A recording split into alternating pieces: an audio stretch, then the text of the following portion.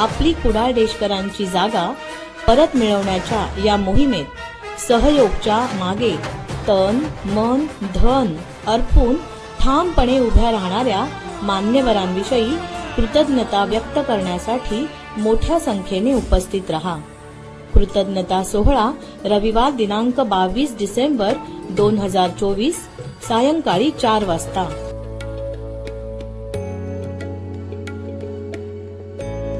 या सगळ्या याच्यामध्ये ज्यांनी आम्ही किंमत ठरवून आलो जागेची, आणि ती जी जागेची किंमत होती, मी जागेची किंमत तुम्हाला सगळ्यांना सांगायला हरकत नाही, आम्ही ती ठरवली होती 1,51,00,000। आणि ही जी किंमत होती ही संस्थेच्या खजिन्यात तर एवढे पैसे अजिबात नव्हते, परंतु आम्ही ठरवून आलो आणि वालोरकर सरांना सांगितलं की सर हे 1,51,00,000 रुपये आपल्याला जमा करायचे आहेत। आणि मग वालोरकर सर म्हणाले अरे होईल, काय काळजी करू नका। त्यांचं कायम ते सांगायचे सत्य संकल्पाचा दाता नारायण, आणि त्यांनी सांगितलं की होणार, काय काळजीच करायची नाही। आणि सकाळी 8:30ला एक दिवस माझा फोन वाजला, आणि म्हणजे परत सांगतो, एकही वाक्य वाढून नाही सांगत आहे। सकाळी 8:30ला माझा फोन वाजला। यांचं नाव दीपक देसाई, आणि डोंबिवलीत सुद्धा आपले दीपक देसाई तुम्हाला सगळ्यांना माहिती, फेमस आहेत ते। आणि त्यांनी त्यांचा जो काही व्यासंग आहे तो सगळा ते ऑडिओ क्लिपच्या द्वारे ते पसरवत असतात। तर त्यांनी फोन केला की हे कोण दीपक देसाई आहेत। सगळे लोक मला विचारतात इकडे की दीपक देसाई।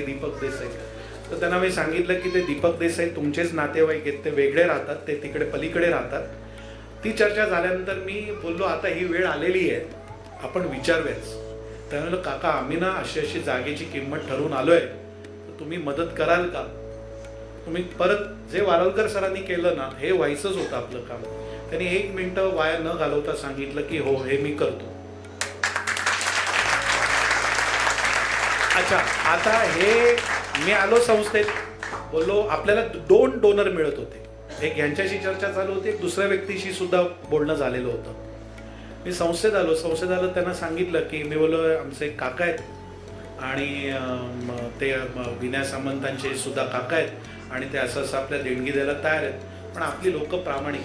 म्हणाली त्यांना आपल्या संस्थेचं सगळं काय आहे कसं आहे तू सांगितलंयस का?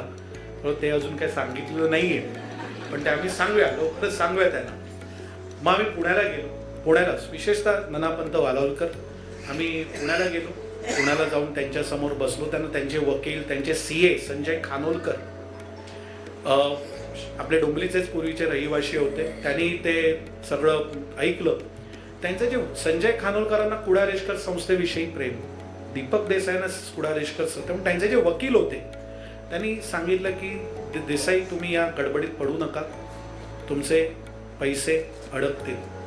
आणि मी तुम्हाला खरं सांगतो, जे काही मधल्या काळात ज्या मी काय सगळ्या गोष्टी आपण व्यासपीठावरनं मांडू शकत नाही, ज्या काही घडामोडी झाल्या, 1 करोड रुपये त्यांचे वर्षभर अडकून पडले होते आपल्याकडे। पण तरीही त्या व्यक्तीने कुठेही, म्हणजे फक्त तारखेला फोन करायचे, आम्ही जायचो दप्तर घेऊन, मी चंदू काका, अगदी आज होणार काम, आज आपला 5वा नंबर आहे, आज का सर म्हणायचे आज, अरे आज गणेश आज नंबर लागणार। आम्ही जायचो आज 5वा नंबर आहे, ते 8व्या नंबर पासूनच घ्यायचे, किंवा 23वा नंबर लागलाय तर ते 21 पर्यंत यायचे आणि सांगायचे आता कोर्ट डिस्चार्ज। आणि खेपा चालू होत्या, पण 3:30 4ला 5ला त्यांचा एक फोन यायचा, ते विचारायचे की काय झालं। मी त्यांना सांगायचो काका पुढची तारीख पडली। तुम्ही स्वतः विचार करा, 1.25 वर्ष हे चालू होतं, पण एकदाही त्या व्यक्तीने, ती व्यक्ती आहे कडक, परंतु एकदाही त्या व्यक्तीने तुमच्या नादी लागून मी हे उद्योग केले, माझी लोक मला सांगत होते या लफड्यात पडू नका, तरी ते एकही शब्द बोलले नाही। म्हणजे तुम्ही विचार करा त्यांचा संस्थेवरती विश्वास किती होता। आणि या विश्वासामुळेच या सगळ्या सर्व मंडळींच्या शुभेच्छा, त्यांनी केलेलं काम, आपणा सर्वांच्या शुभेच्छा। कारण रस्त्यात जो भेटायचा, म्हणजे आमचे दीपक ठाकूर भेटतील, नाईक काका भेटतील, बाबा पाटील, जे कोणी भेटायचं, काका आता झालंच आपलं काम। एक दिवस उषा प्रभू म्हणाले अरे तू गेले 3 वर्ष सांगतोय झालं आपलं काम, कधी होणार आहे काम आपलं? पण जे आहे तुम्हाला या इथे बसलेल्या सर्व मंडळींच्या शुभेच्छांमुळे काकांनी आपल्याला पूर्ण आपल्या संस्थेवरती एकही पैशाचा कुठचाही ताण न पडता लागणाऱ्या या जागेसाठी लागणारा जो काही पैसा होता तो सगळा खर्च केला आणि आज ही जागा जी आहे 28 नोव्हेंबरला आपण हा करार नोंदवला. या करारावरती आपल्या सर्व मंडळींनी काम केलं, हात फिरवला आणि हा करार करून आपण ही जागा ताब्यात घेतली. ही आता याचा निर्धोक म्हणजे याच्यामध्ये आता बँकेचं काहीही राहिलेलं नाही. फक्त बँकेचा एक कर्मचारी वरच्या मजल्यावरती तो राहणार आहे आणि ही जागा जी आहे ही पूर्णतः आपल्या ताब्यामध्ये आलेली आहे. आणि मी विनंती करतो, कारण जे म्हणतात की आपल्या ऑफिसमध्ये आजही अनंत शिवाजी देसायांचा फोटो आहे आणि त्या अनंत शिवाजी देसायांच्या नंतर एवढी मोठी ज्ञाती संस्थेसाठी, आपल्यासारख्या ज्ञाती संस्थेसाठी देणगी, या ही सगळी मंडळी दातृत्ववानच आहे. म्हणजे चिपळूणला तुम्ही जाऊन वालवकरांचं काम बघाल तर तुम्ही चिपळूण असेल, पुणा असेल, अजून कुठे खूप मोठं काम आहे. परंतु कुडाळ देशकर संस्थेला एवढी मोठी देणगी ही फार मी काकींनाही विनंती करतो, प्लीज या तुम्ही आलंच पाहिजे. या जोरदार टाळ्या झाल्या पाहिजे. सरिता देसाई त्यांचंही कौतुक आहे. त्याही म्हणाल्या अरे काय करताय तुम्ही, पैसे अडकून पडले तुमचे, ह्याही म्हणाल्या नाही. आणि त्याच्यामुळेच आज आपला हा आनंदाचा दिवस हा आपल्या संस्थेमध्ये आज साजरा होतो.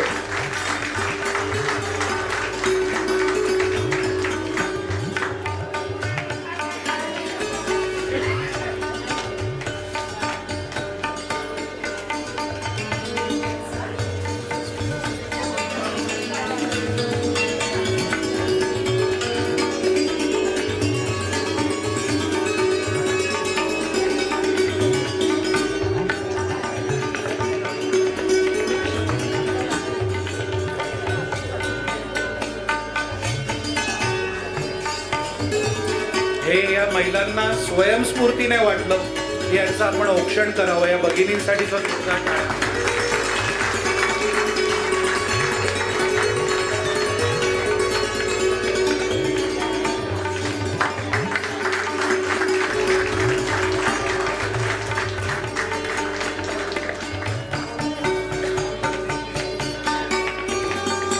मी सामंत मॅडमना विनंती करतो की त्यांनी सविता काकींचाही सन्मान करावा.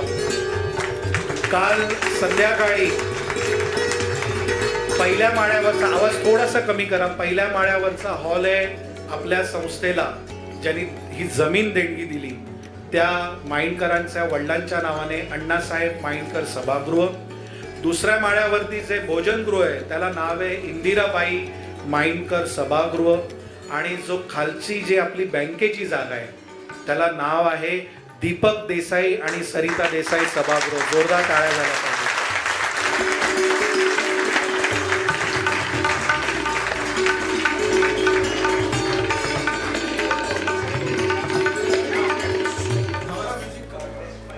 मी ही शाल दोघांनाही घालणार आणि गाठ मारणार आणि त्यांना नमस्कार करणार आहे, कारण त्यांच्या विना हे काम झालं नसतं.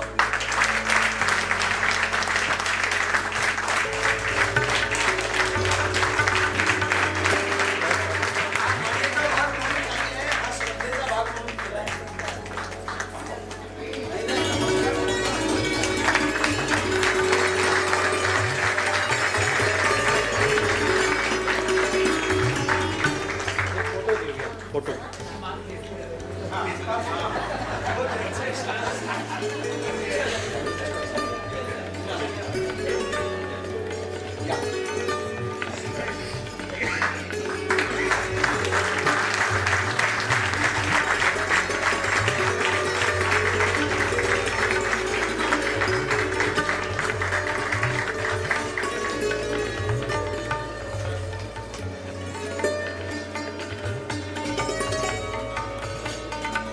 विनंती करेन आपल्या संस्थेचे एक दाते जसे माइंडकर बंधूंचं आपल्यासाठी स्थान आहे तसंच एक स्थान ज्यांनी आपल्या स्वतःच्या दातृत्वाने या संस्थेमध्ये मिळवलंय. संस्थेचे दाते श्री दीपक देसाई यांना मी विनंती करेन की त्यांनी स्वतःचं मनोगत व्यक्त करावं. नमस्कार. मी कोणी वक्ता नाही आहे मोठा, पण मी 2 शब्द सांगणार आहे. व्यासपीठावरील उपस्थित मान्यवर ॲडव्होकेट नरेंद्र वालावलकर,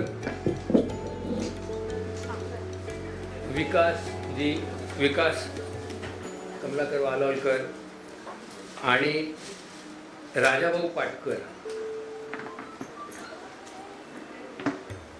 कुडाळ देशकर गौड ब्राह्मण सहयोग संस्था डोंबिवलीचे सर्व पदाधिकारी, ॲडव्होकेट आणि जमलेल्या माझ्या सर्व कुडाळ देशकर बंधू भगिनींनो, प्रथम माझा तुम्हाला विनम्र अभिवादन. आत्ताच या कृतज्ञता सोहळ्यात तुम्ही माझा जो सन्मान केला त्याने मी खूप भारावून गेलो आहे. भुयारगड पतसंस्थेकडून जागा मिळवताना सहयोग संस्थेच्या कार्यकर्त्यांनी खूप परिश्रमपूर्वक आणि सातत्याने अत्यंत चिकाटीने लढत देऊन कोर्टात यश मिळवलं. त्याचा मला अतिशय आनंद होत आहे आणि त्या सर्व कार्यकर्त्यांचे मनपूर्वक अभिनंदन.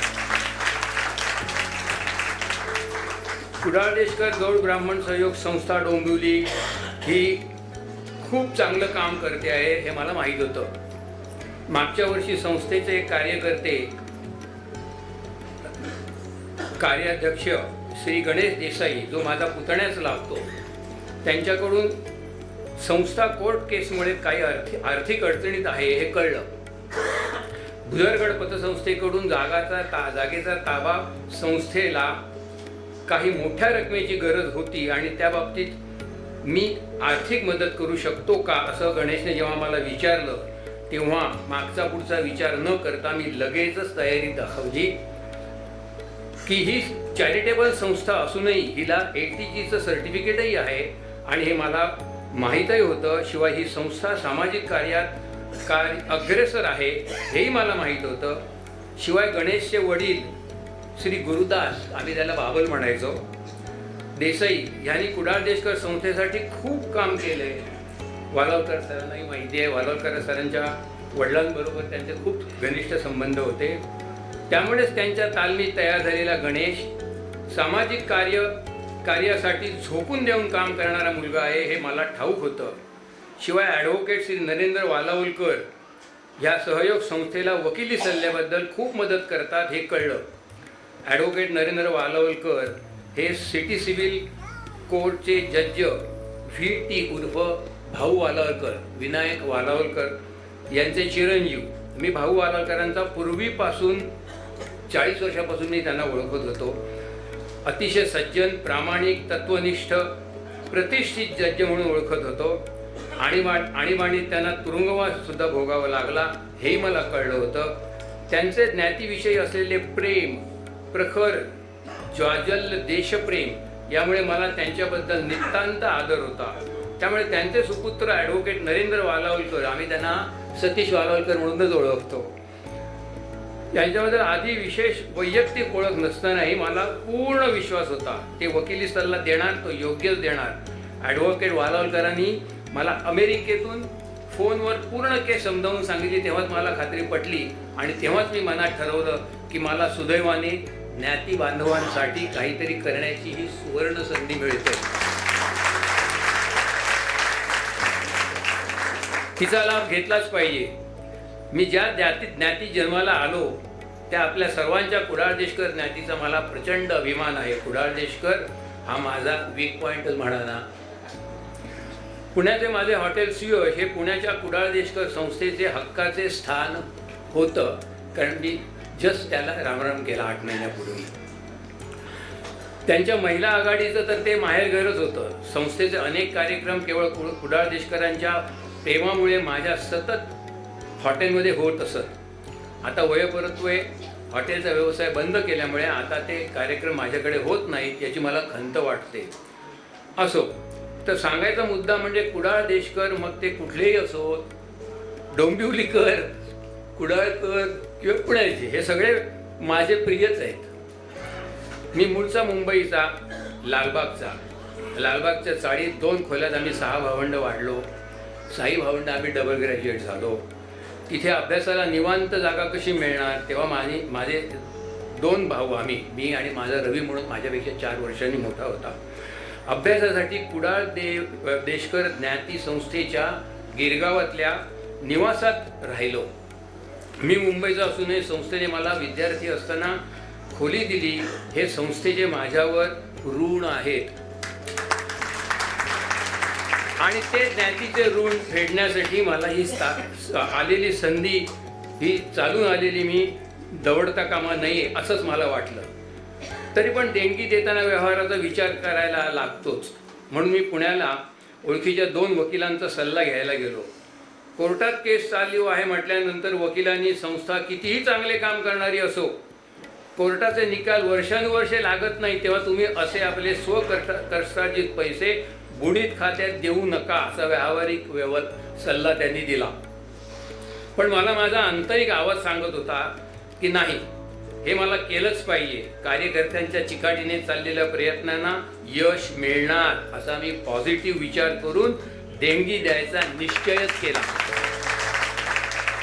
पण तुम्हाला सांगतो, सुरुवातीला थोडा व्यवहारी विचार करून मी संस्थेबरोबर लोन ॲग्रीमेंट केलं. लोन ॲग्रीमेंट म्हणजे का, आता बाबा ह्यांना एक काहीतरी डोक्यावर तलवार पाहिजे, काहीतरी काम, आपल्या मागे काहीतरी देणगी आहे द्यायची व्याज म्हणून. पण जागा तुमच्या ताब्यात आल्यावर हे जे लोन ॲग्रीमेंट आहे हे मी डोनेशन म्हणून कन्वर्ट करणार असं मी त्यांना सांगितलं.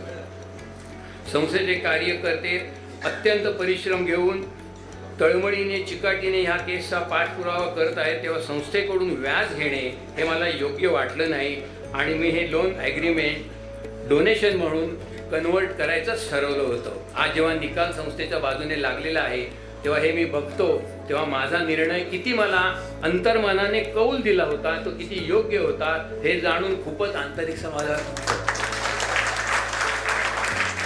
आयुष्यात आपल्या समोर खूप चांगल्या संधी चालून येतात. थोडंसं धाडस दाखवून रिस्क घेऊन आपल्याला आपल्या संधीचं सोनं करता आलं पाहिजे. रिस्क ही घ्यायलाच पाहिजे, तरच प्रगतीची दारे खुलं होतात. माणूस आपल्या कर्तृत्वाने मोठा होतो, पण त्याच्या यशात, संपन्नतेत समाजाचाही खूप मोठा वाटा असतो. म्हणून प्रत्येकाने यथाशक्ती समाजाचे ऋण फेडलंच पाहिजे असं मला वाटतं. संत तुकाराम सांगून गेले आहेत की जोडोनिया धन उदास विचारे, उत्तम व्यवहारे वेच करी. आपल्या संपत्तीचा, आपण जे संपत्ती मिळवतो ते गरजेपुरतं स्वतःला ठेवून उरलेल्या संपत्तीचा विनियोग समाजासाठी चांगल्या कार्याला हातभार लावून करावा पाहिजे असं आम्हाला दोघांनाही वाटतं. आमच्या गरजाही खूप कमी आहे. फार छान चौकी दोघांचाही ची आवड नाही. माझा प्रत्येक सामाजिक कार्यात माझ्या पत्नीची, सरिताची मला नेहमीच सर्वार्थाने मदत असते आणि साथ असते. आम्ही दोघे नेहमी सामाजिक कार्य निरलसपणे करणाऱ्या संस्थांच्या शोधात असतो. पुण्याच्या दीनानाथ हॉस्पिटलला, मी दीनानाथ हॉस्पिटलची पॅम्पलेट्स इथे ठेवली आहे. बिल्ड म्हणून मी behavioural intervention for lifestyle disorder, म्हणजे आपल्याला डायबिटीस, हे दुखणं, हायपर टेन्शन, तोल जाणं, अशा कित्येक गोष्टी असतात की ज्या मेडिकली त्याचं ॲनालिसिस करून त्यायोगे तुम्हाला व्यायाम दिला जातो. तर हे मेडिकल जिम कम क्लिनिक उभारायला मी देणगी दिली आहे. हे भारतातलं युनिक मेडिकल जिम आहे आणि हे सांगायला मला अभिमान वाटतो. आमचं जिम हे इम्पोर्टेड मशीन्सच आहे, पण अमेरिकन लोक येऊन त्याचं कौतुक करतात. डॉक्टरांच्या देखरेखीखाली शारीरिक व्याधीवर मात कशी करावी हे इथून शिकवलं जातं. इथे बऱ्या होऊन जाणाऱ्या अनेक रुग्णांचा मला दुवा मिळतो. लोक मला म्हणतात, देसाई काय तुम्ही उभारलंय. आणि एवढंही नव्हे, जे बरे होतात ते आणखी 1,00,000, 2,00,000, 3,00,000 डोनेशन देऊन जातात. ही संधी मला चालून आली आणि मी खूप नावारूपाला आलो. दुसरी अहमदनगरची स्नेहालय संस्था, डॉक्टर गिरीश कुलकर्णी. गिरीश कुलकर्णी हा अवलिया माणूस. फक्त 20व्या वर्षी त्यांनी ही संस्था चालू करून आपल्या सहकाऱ्यांसहित संस्थेचा इतका प्रचंड व्याप वाढवला आहे की संस्थेचे असंख्य प्रोजेक्ट बघायला एक दिवस सुद्धा पुरत नाही. मुक्कामच ठोकावा लागतो. मध्यंतरी मला गिरीशचा फोन आला, सर संस्थेसाठी जमिनीचे तातडीचे व्यवहार करावे लागले, पण मला संस्थेवर अवलंबून असणाऱ्या मुलांचे जेवणाचे थोडेफार वांदे झाले आहेत, तुम्ही काही अन्नदानासाठी का मदत करू शकता का? हा माणूस दिवसाला जवळजवळ 400 ते 500 लोकांच्या जेवणाची मोफत व्यवस्था करतो. गिरीशबद्दल मला इतकी खात्री आहे की हा माणूस उगीच मदत मागणारा नाही. मी क्षणाचाही विलंब न करता हो म्हटलं आणि निम्मी रक्कम क्षणात पाठवूनही दिली. त्याचा मला फोन आला, सर मी तुमच्याकडे होडी मागितली, तुम्ही मला जहाज पाठवून दिला. गिरीश निस्वार्थीपणे जी समाजसेवा करतो ती बघितली तर थक्क व्हायला होतं. स्वतःची 2 मुले असताना त्याने 2 अपंग मुले दत्तक घेतली आहेत. शिवाय शेकडो मुलांच्या आणि वृद्धांचं तो पालन करतायत. बाबा आमटे, मागच्या वर्षी डॉक्टर प्रकाश आमटे यांच्या हस्ते माझा सत्कार झाला, कारण मी ॲडव्हान्स बीड क्लिनिकसाठी आणखी एक मशीन दिलं. डॉक्टर विकास आमटे ही पुढची पिढी कितीतरी मानवतेचं काम करतं. आपण त्यांच्यासारखे समाजकार्य करू शकत नाही, पण फूल नाही पण फुलाची पाकळी म्हणून आपले आर्थिक योगदान तर देऊ शकतो. अशाच पुण्याच्या एका दिशा परिवार ह्या संस्थेशी मी जोडला गेलो आहे. गरीब विद्यार्थ्यांना मदत करणारी ही संस्था आहे. आतापर्यंत 10-12 वर्षात त्यांनी जवळजवळ 7,000 गरीब विद्यार्थ्यांना शिक्षणासाठी त्यांच्या फी भरून मदत केली आहे आणि मुख्य प्रवाहात आणलं. त्यांच्या संस्थेच्या 4 विद्यार्थ्यांना दरवर्षी शिक्षणासाठी मी मदत करतो. मुलं डॉक्टर होतात, इंजिनियर होतात, हे बघून खूप समाधान वाटतं. गरिबीमुळे कोणाचं शिक्षण बंद पडू नये ह्या संस्थेत विद्यार्थ्यांना कृतज्ञता शिकवली जाते. मदत करणाऱ्यांना मुले भेटतात, आशीर्वाद घेतात. विद्यार्थ्यांची प्रगती बघून खूप समाधान वाटतं. असेच आंतरिक समाधान मला सहयोग संस्थेसाठी मी काहीतरी हातभार लावू शकलो ह्यामुळे वाटतं. विंदा करंदीकरांची एक अर्थपूर्ण कविता आहे, सगळ्यांनाच माहिती असेल. देणाऱ्याने देत जावे, घेणाऱ्याने घेत जावे, घेता घेता एक दिवस देणाऱ्याचे हात घेणाऱ्याने घ्यावे. याचा अर्थ असा आहे की देणारा हा देतच असतो, त्याने देत राहावे आणि कधी आपलं देणं थांबू नये, पण घेणाऱ्याने घेत जावे, पण एक दिवस त्यानेही देणाऱ्याचे हातासारखं देत जावं. आणि इथे तर ही संस्था देणारीच आहे, म्हणजे ही वृत्ती दातृत्व घ्यावे घेणाऱ्याने, म्हणजे द्यायला सुरुवात करावी. इथे तर ही सहयोग संस्था आधीपासूनच देणाऱ्याच्या भूमिकेत आहे, तेव्हा संस्थेची खूप भरभराट व्हावी. त्याचबरोबर त्यांच्या सामाजिक कार्यातही खूप विस्तार व्हावा, कार्य वृद्धिंगत व्हावे. संस्थेला मिळणाऱ्या उत्पन्नातून संस्थेने दरवर्षी सिनियर सिटीजन्स आणि गरीब विद्यार्थ्यांना शैक्षणिक मदत करावी अशी माझी इच्छा आहे आणि संस्था ही इच्छा पूर्ण करेल असा मला पूर्ण विश्वास आहे. मला ही संधी दिल्याबद्दल मी संस्थेचे मनापासून आभार मानतो. स्वतःसाठी प्रत्येकजण जगतो, पण दुसऱ्यासाठी जगला तो खऱ्या अर्थाने जगला या विचाराने प्रेरित होऊन आपण आपले जीवन समृद्ध करूया आणि आयुष्य सार्थकी लावून सर्वजण हे जग सुंदर बनवूया. जय हिंद, जय महाराष्ट्र, जय कुडाळ देशकर.